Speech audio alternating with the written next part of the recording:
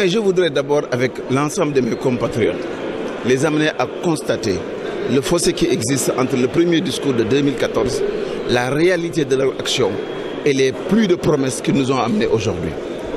En 2014, le président de la République s'est engagé devant la République à réduire son mandat. Il ne l'a pas fait.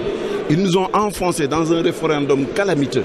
Ils ont déstructuré notre système politique et notre système électoral avec une carte d'identité extrêmement onéreuse qui ne nous a rapporté que des déboires. Et de ce point de vue-là, pour la première fois dans notre système politique, des candidats se sont retrouvés en prison. Pour la première fois dans notre système politique, des députés se sont vus refuser l'exercice de leur immunité parlementaire. Pour la première fois dans notre système politique, la Constitution, le règlement intérieur de l'Assemblée nationale ont été foulés aux pieds par qui? Par le gouvernement, par l'Assemblée nationale et la majorité. Et je pense que de ce point de vue-là, lorsqu'on voit la réalité des faits politiques d'aujourd'hui, avec ce qu'ils déclarent pour un Sénégal de tous et pour tous, je me demandais avec tous les Sénégalais de quel Sénégal M. le ministre Boun Abdallah Dionne me parle.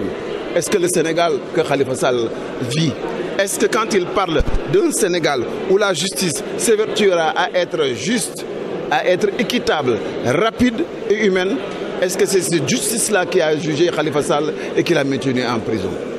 De qui se moque-t-on? Et je pense que lorsque la justice, qui est le fondement de notre système démocratique, est mise en mal, on est fondé à douter de l'action publique de l'État. Et de ce point de vue-là, si c'est le même traitement-là qui réserve au secteur économique, il y a des problèmes à regarder là-dedans. Si c'est le même traitement-là qui réserve à la pêche ou à l'éducation, ça ne m'étonne pas que la fraude devienne aujourd'hui la chose la plus remarquable au niveau de nos examens. Et de ce point de vue-là, je pense que le Sénégal tel que nous le vivons, monsieur le Premier ministre, est très différent du Sénégal que vous nous comptez, que nous aurions aimé avoir, mais qui malheureusement, pour la bonne et simple raison que quand je pointe 2014, dans un secteur comme la pêche, ils avaient promis à Saint-Louis l'embouchure, ils ne l'ont pas fait. Ils avaient promis en 2015 la réduction de 50% du prix des moteurs, ils ne l'ont pas fait. Et lorsqu'ils ont eu des problèmes avec la Mauritanie, ils sont revenus pour les saupoudrer avec 2 millions et des moteurs de 15 qui ne leur servent à rien du tout. Cette année-ci, on est dans une année électorale, ils reviennent pour nous parler de budget social. Mais de qui se moque-t-on?